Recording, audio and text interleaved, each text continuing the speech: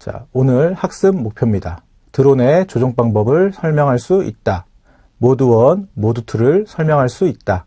조종 관련 용어를 설명할 수 있다입니다. 학습 내용은요, 드론 조종법, 모드 1과 모드 2의 차이, 조종 관련 용어 되겠습니다.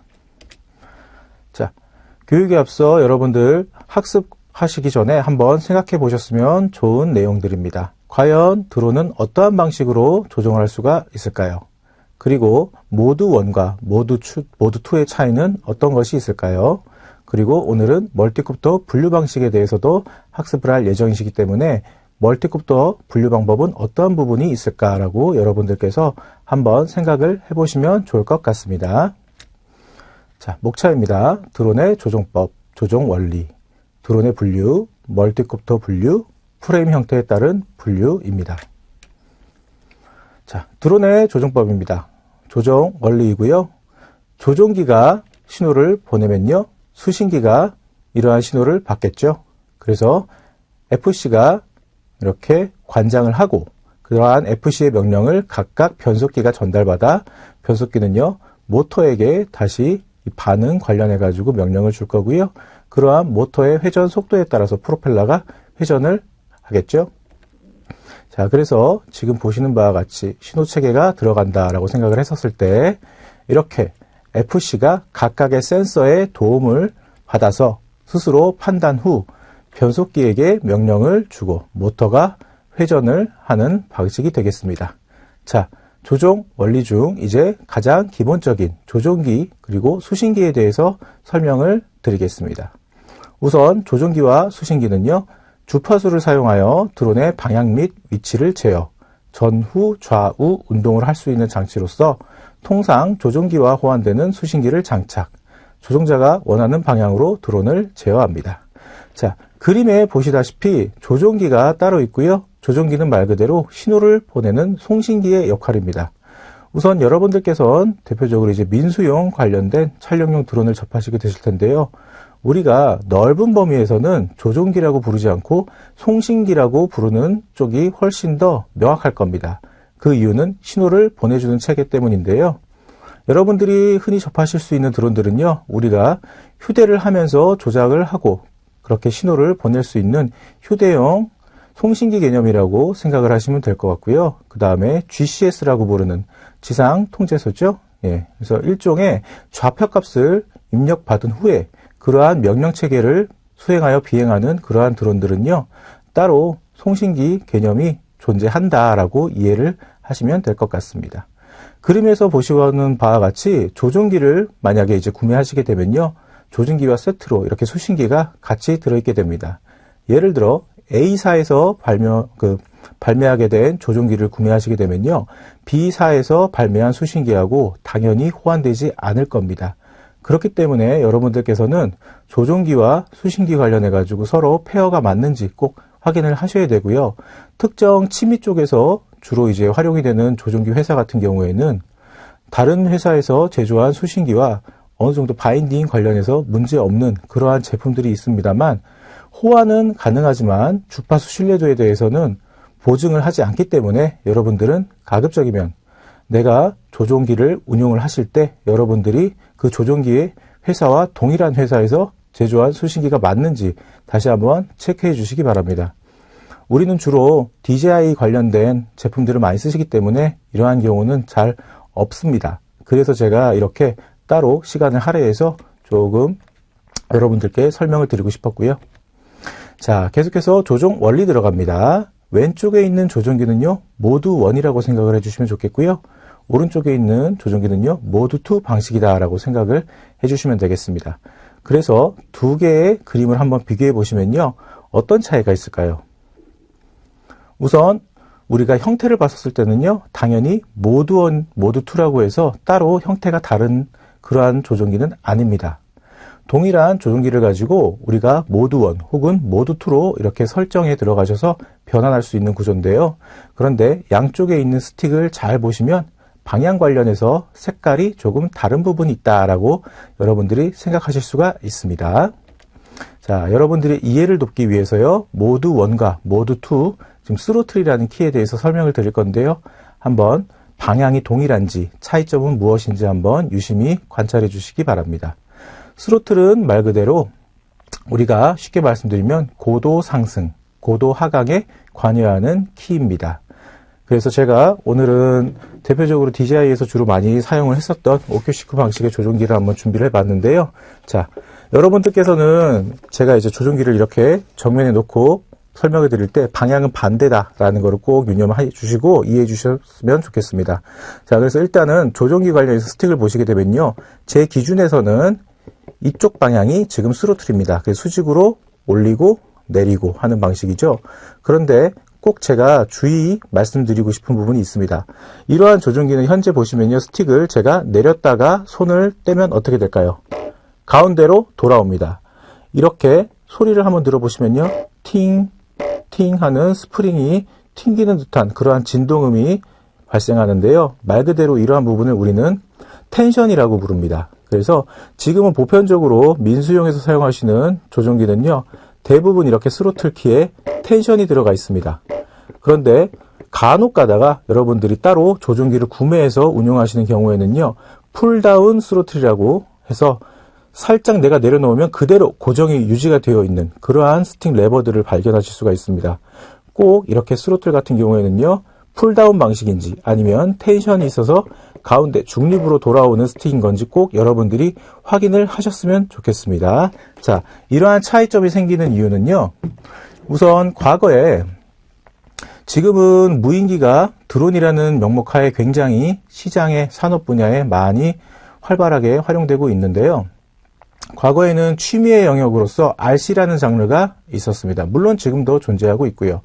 그래서 국내에서는 RC가 처음 도입된 시기를 1980년 혹은 1982년으로 추정을 합니다. 이와 관련해서는 학술적으로 연구가 된 분야가 있는 건 아니고요. 따로 논문이 존재하는 건 아닌데 우리나라 취미 영역 관련해서 라디오 주파수 허가가 확인된 전파법 개정은요. 1980년이기 때문에 다들 암묵적으로 1980년 이후에 우리나라로 이렇게 RC 관련된 취미 영역들이 전부 다 들어왔구나라고 생각을 하는데요.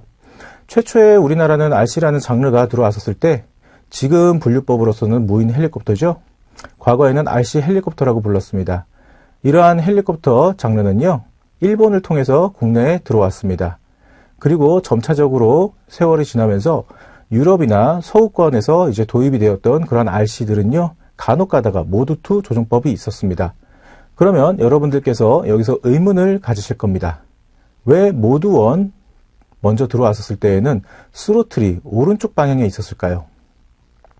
자, 이건 헬리콥터 구동 방법과 관련해서 연상을 하시면 쉬울 건데요. 자, 화면에 보시는 바와 같이 우리 멀티콥터 같은 경우에는요. 왼손에 스로틀이 있는 경우 왼손만 따로 이렇게 움직이게 되면요. 고도가 말 그대로 상승을 하는 거죠. 그리고 고도가 하강하게 됩니다. 그리고 모드 1의 경우에는요. 반대쪽인 이쪽에 있죠. 스로틀이요. 그래서 이거 자체가 일단은 차이점이 뭘까라고 여러분들이 지금은 일단 의문을 가지시고 계속해서 제가 설명드리는 부분을 들어주셨으면 좋겠습니다. 자, 그래서 다시 요약하면요. 스로틀이란 키는요. 고도 상승과 하강입니다. 계속해서 나머지 키에 대해서 설명을 드리고요. 방금 설명드렸던 왜 우리는 무인 헬리콥터 혹은 RC를 할 때 모드 1으로 조종하는 그러한 방식을 채택을 했는지 설명을 드리도록 하겠습니다. 자, 계속해서 엘리베이터 키입니다. 파란색 방향이 계속해서 깜빡깜빡 하는 거 보실 수가 있습니다. 그래서 엘리베이터 키는요, 말 그대로 전진, 후진입니다. 직선 이동인 거죠.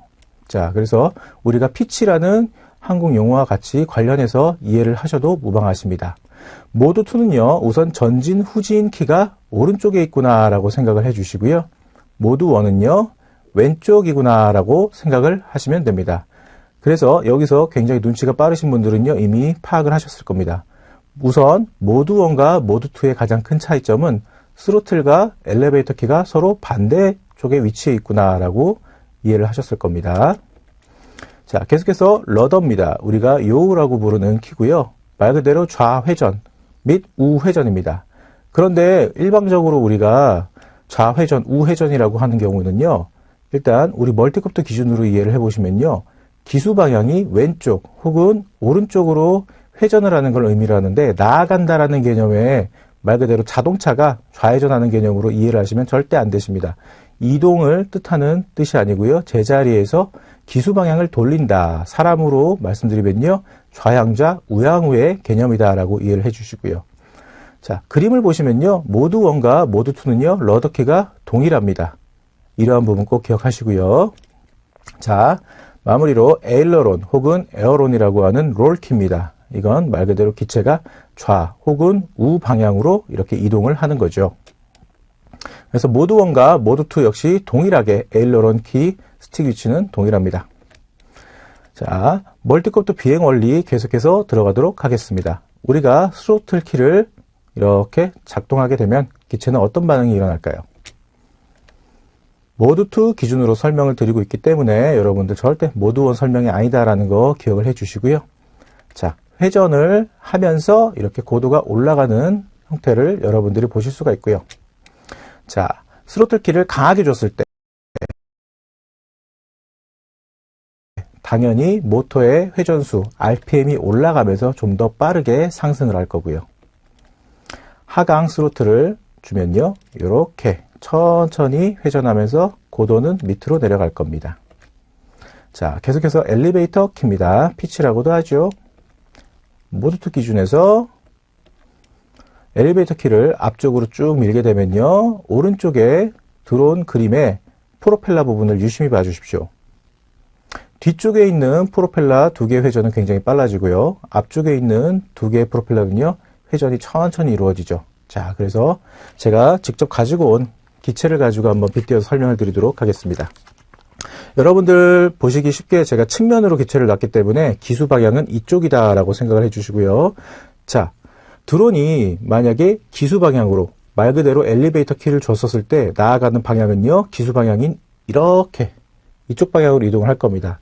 그런데 여러분들이 꼭 기억을 하셔야 되는 부분이 있습니다. 우리는 가변 빛이죠. 그렇기 때문에 수평을 유지한 상태에서 기체가 이렇게 이동을 하는 게 아니고요. 살짝 기울어진 상태에서 나아가려고 하는 방향 쪽으로 기울어진 상태에서 이렇게 이동을 하게 됩니다.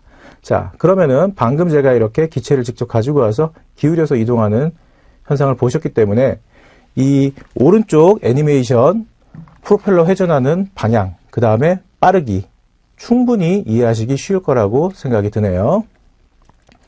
자, 이제 후진을 주면요. 반대 방향이죠. 앞쪽에 전방 쪽의 모터 2개의 회전 속도가 굉장히 빠르게 되고요. 그 다음에 뒤쪽에 있는 모터는요. 천천히 회전하게 됩니다.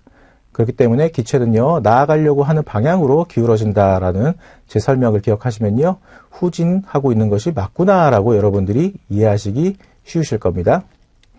자, 러더입니다. 사람으로 따지면 좌향좌 우향우 개념이라고 제가 설명을 드렸죠. 자, 모드 2에서는 러더키 당연히 오른쪽에 있고요. 그 다음에 모드 1 역시 동일하게 왼쪽 스틱의 왼쪽 오른쪽 방향으로 이동이 가능합니다. 자, 그래서 가운데 있는 그림을 보시면은 이해하시기 편하실 겁니다. 절대 이동을 하진 않고요. 제자리에서 기수 방향을 전환한다. 이렇게 생각을 하시면 되겠습니다. 자, 왼쪽 러더키, 우리는 흔히 좌 러더라고 부릅니다. 좌 러더키를 유지를 하게 되면요. 오른쪽 그림 슬라이드, 회전하는 방향, 빠르게 굉장히 돌고 있는 방향, 눈치채셨죠?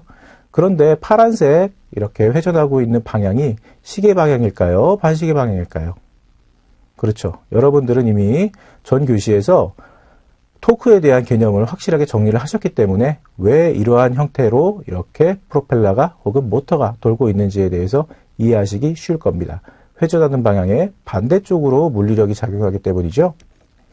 자, 그럼 반대로 오른쪽 러더, 우 러더를 줬었을 때는요. 그렇죠. 반시계 방향으로 회전하고 있는 이러한 모터가 빠르게 회전을 하기 때문에 기수 자체는요. 오른쪽으로 회전을 하게 되는 거죠. 자, 그리고 에일러런 어느 쪽으로 이동하는 키라고 제가 말씀드렸죠? 그렇죠. 좌나 우로 이동하는 키입니다. 자, 오른쪽 스틱의 좌우 수평 방향으로 여러분들이 조작하실 수 있는 형태 보실 수가 있고요.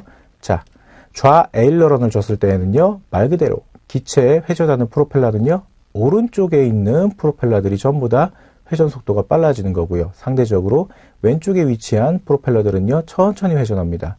그렇기 때문에 기체 역시 나아가려고 하는 방향 쪽, 왼쪽으로 기울어진 상태에서 이동을 하겠죠.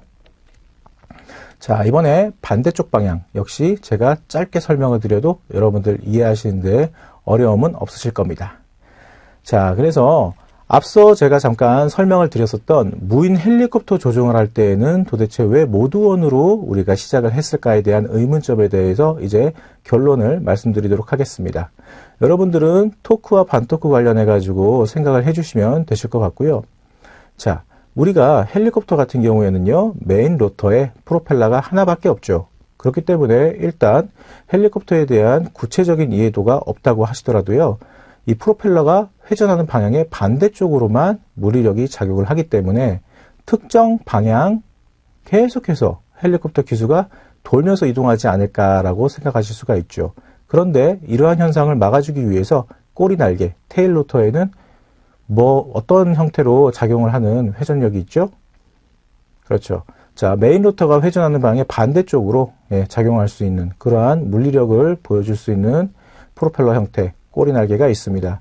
그렇기 때문에 기수 방향이 변화하지 않고 우리가 헬리콥터를 운용할 수 있게 되는 건데요. 그런데 여기서 과거에는 지금과 다르게 기체의 수평을 유지해 줄 수 있는 자이로 센서가 발달하지 않았기 때문에 예를 들면요.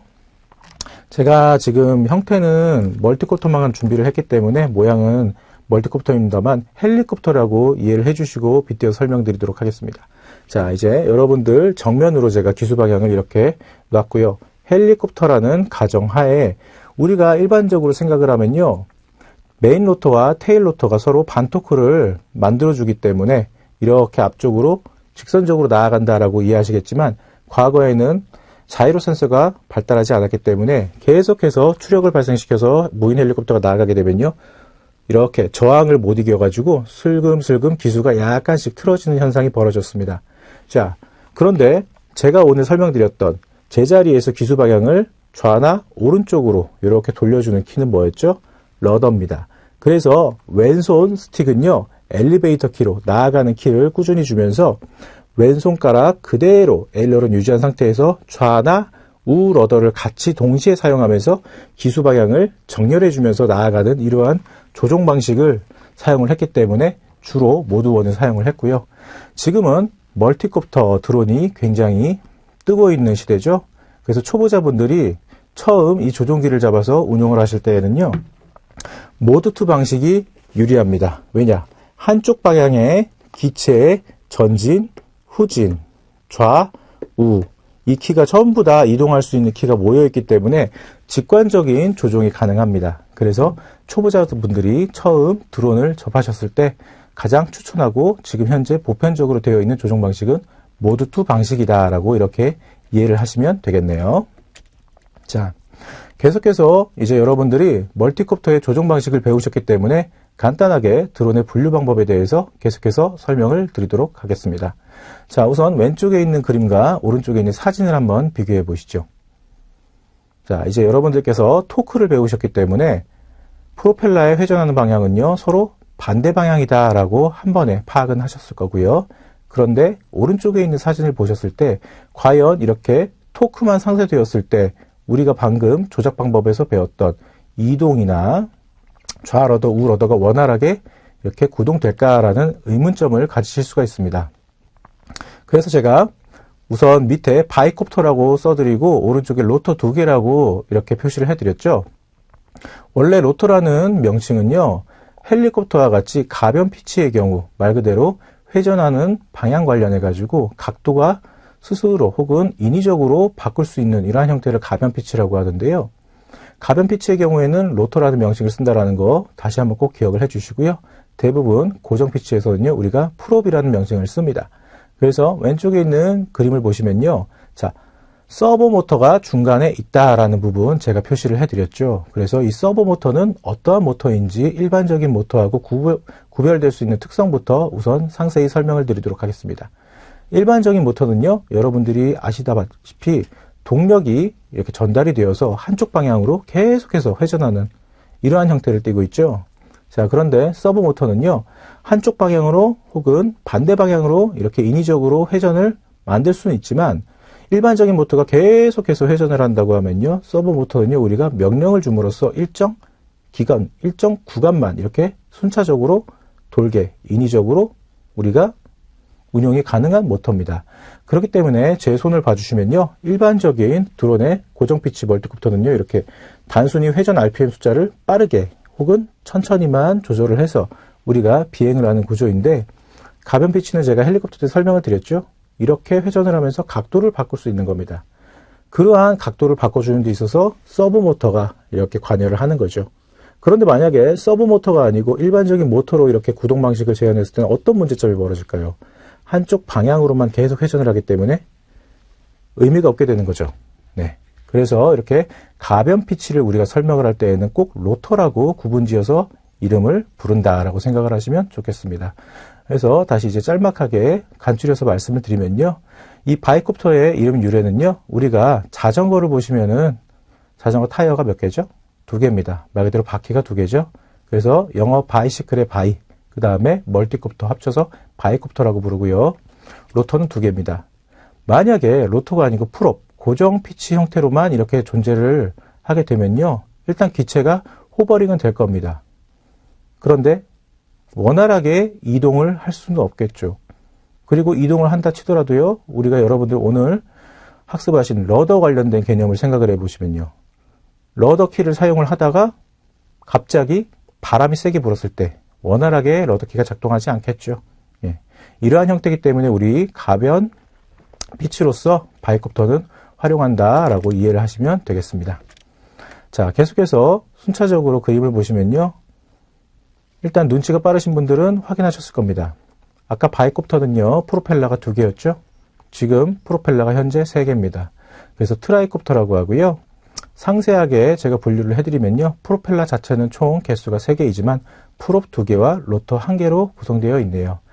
자, 그러면은 바이콥터에서 제가 설명드린 내용들을 충분히 기억을 해서 유추해 보시면요, 이해하시기 빠르죠?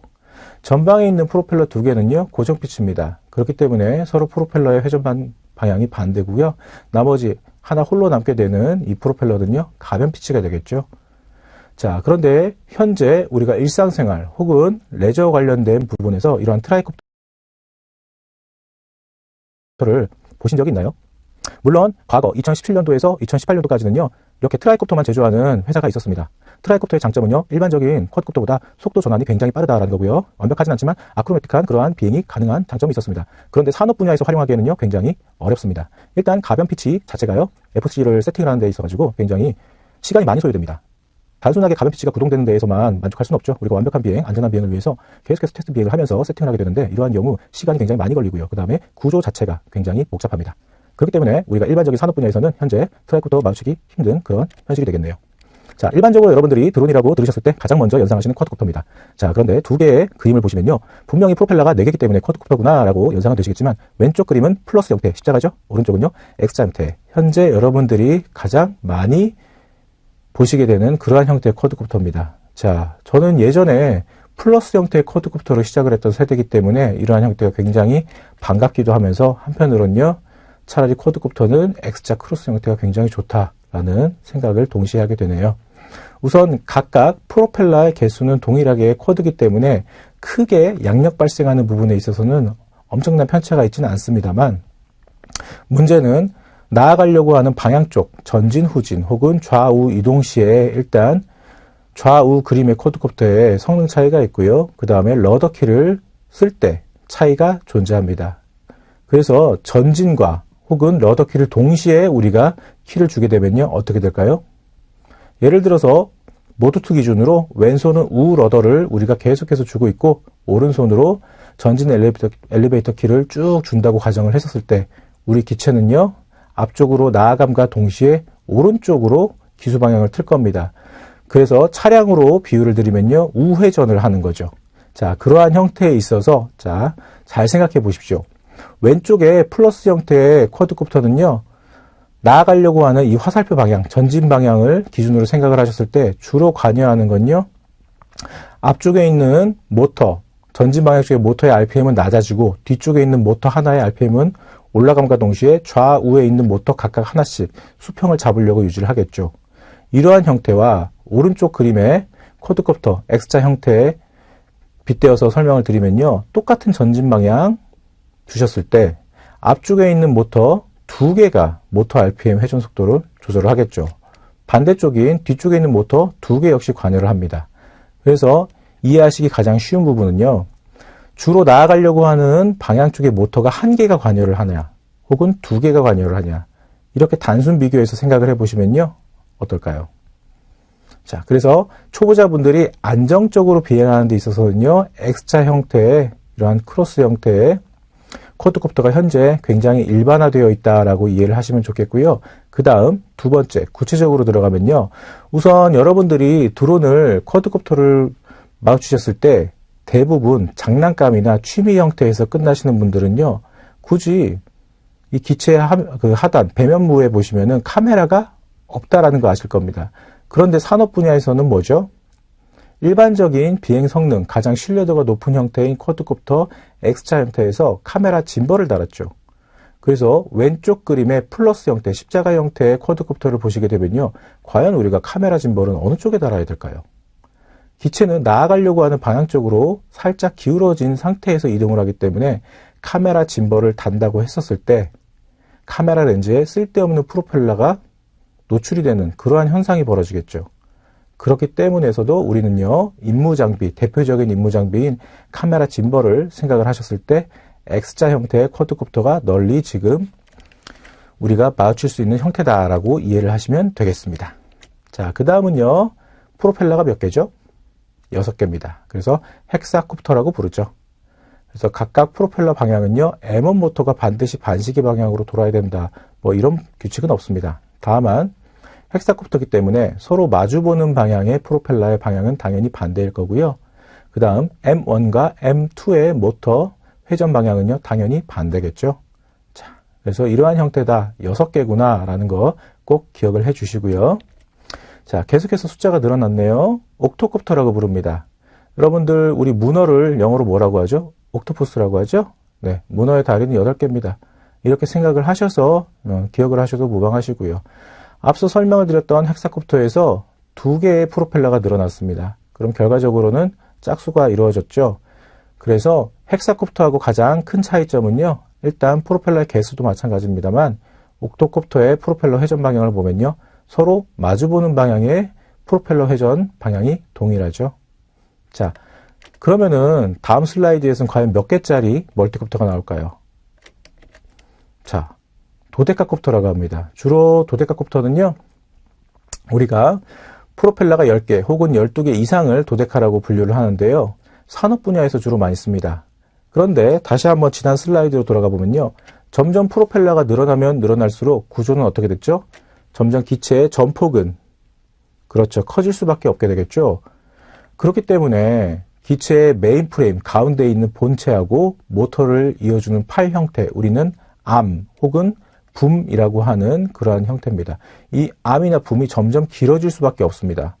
그렇게 되면 쓸데없이 기체가 점점 커지게 되는 이러한 경향을 보이게 되겠죠. 그래서 동축 반전 형태입니다. 동축 반전 여러분들 잘 기억하고 계시죠? 동축, 같은 기둥의 반전, 위아래 회전하는 방향이 서로 반대이다. 그래서 그냥 유심히 관찰하시지 않으신 분들은요, 도데카라고 해서 프로펠러가 많다고 들었는데 왜 프로펠러가 하나, 둘, 셋, 넷, 다섯, 여섯 헥사콥터 아닌가요? 의문을 가지실 수가 있죠. 아닙니다. 위아래 프로펠러가 있죠. 그래서 곱하기 2를 하시면 되죠. 그래서 총 프로펠러 개수는 12개가 되겠네요. 우측에 있는 사진하고 비교해 보셔도 동일하시죠? 자, 그래서 여러분들 한번 여기서 유심히 생각해 보셔야 됩니다. 점점 멀티콥터 분류 방법에 대해서 프로펠러가 늘어나면 늘어날수록 이렇게 새로운 명칭의 분류법이 파생되는 건데요. 그러면 도대체 우리는 왜 이렇게 프로펠러를 점점 늘리는 걸까요? 그리고 프로펠러의 개수가 늘어나면서 우리가 얻을 수 있는 이점은 무엇이 있을까요? 저번 교시에서 여러분들이 저한테 의문을 가져보셨으면 좋겠다라고 질문을 들으셨던 그 부분을 생각하셨으면 좋겠습니다. 자, 바로 양력 관련해 가지고 우리는 회전이 기체이다 보니까 양력을 발생시켜서 중력보다 더 높은 양력으로서 일단은 기체 자체가 뜨는 구조죠. 그래서 프로펠러 자체가 늘어난다라는 건요, 말 그대로 양력 발생시키기에 훨씬 더 용이해진다. 한마디로 양력의 힘이 커진다라고 이해를 하시면 좋겠고요. 그 다음 추력과 연관지어서 생각을 하시면요, 프로펠러가 하나 더 늘어난다라는 건요, 추력조차 세진다라는 겁니다. 그렇기 때문에 우리는요, 바람에 견디는 힘, 말 그대로 내풍성도 강해진다, 이렇게 이해하시면 되는데요. 그런데 프로펠러를 계속해서 이렇게 늘리게 되면요, 가장 큰 단점은 뭘까요? 1차원적으로 드론에 대해서 학습하시는 분들은요, 본인 스스로가 조종자라는 개념에서 말 그대로 드론을 조종한다라고 1차원적으로 접근을 하시는 분들이 많기 때문에 우선 기체의 성능이 좋아진다라는 면에서는 굉장히 환영할 만한 그러한 일입니다. 그런데 여러분들이 만약에 기체를 정비하시는 입장이시면 어떻게 될까요? 점점 더 힘들어지는 거죠. 그리고 무관하게도 배터리의 소모는요, 점점 부담이 되겠죠.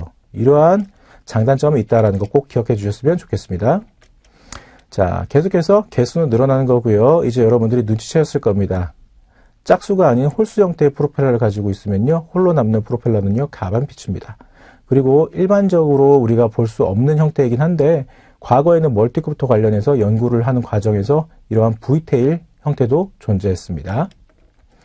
자, 형태는 트라이콥터와 같지만 트라이콥터 두 개를 겹쳐놓은 형태죠. 그래서 동축반전이구나 이해를 하시면 좋겠고요. 이러한 형태는요, 프롭의 개수보다는요, 일단 프레임 자체가 독특하기 때문에 우리가 Y자형이다 해서 Y6라는 형태의 이야기를 하고요. 오른쪽에 있는 그림은요, 쿼드콥터 같지만 잘 보시면 이렇게 겹쳐놓은 것 같은 형태죠. 네, 똑같은 동축반전입니다. 그래서 X8이라고 프레임 형태에 관련해가지고 기준을 두고 분류를 하기는 합니다만, 이러한 형태는 산업 분야에서는 크게 이렇게 X8 프레임이다라는 명칭을 잘 쓰지는 않습니다. 자, 키포인트입니다. 모드 1과 모드 2의 차이는요, 스로틀과 엘리베이터 키가 서로 반대 방향이다라는 거죠. 그 다음 조종기, 제가 송신기라고 이해를 하시는 부분이 사실은 좀 더 명확한 넓은 범위에서의 분류법이다라고 설명을 드렸죠.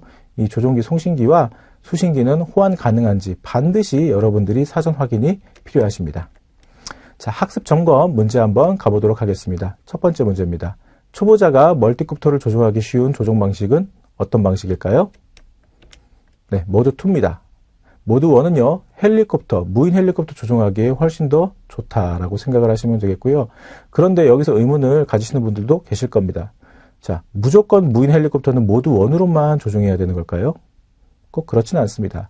과거에 빗대어서 제가 이렇게 모드 1 조종법의 유래 방법, 이러한 부분을 제가 설명을 드렸던 거고요. 현재는 기술이 굉장히 발달했기 때문에 전자 자이로 센서가 경량화, 그 다음에 소형화되었습니다. 성능도 굉장히 좋아졌고요. 그래서 일반적인 모드 2 조종법으로도 현재는 무인 헬리콥터 조종을 많이 하고 있습니다. 자, 두 번째 문제입니다. 프로펠러가 늘어나면 최대 이력 중량은 어떻게 될까요? 그렇죠. 양력 발생이 증가하기 때문에 당연히 더 많은, 더 무거운 무게를 이겨낼 수 있는 양력이 발생되는 거죠. 자, 마무리 학습 정리입니다. 일반적으로 멀티콥터는 모드 2 조종 방식이 보편적이다. 프롭과 로터의 명칭 차이는요, 고정 피치와 가변 피치의 차이입니다. 프롭이 늘어날수록 양력은요, 발생하면서 당연히 바람에 견디는 힘, 내풍성은 증가하고요, 상대적으로 배터리 소모는 커지게 되겠죠. 참고 자료입니다. 자, 차시 애교고요. 3교시는요, 드론의 구성 요소에 대해서 학습하시도록 하겠습니다.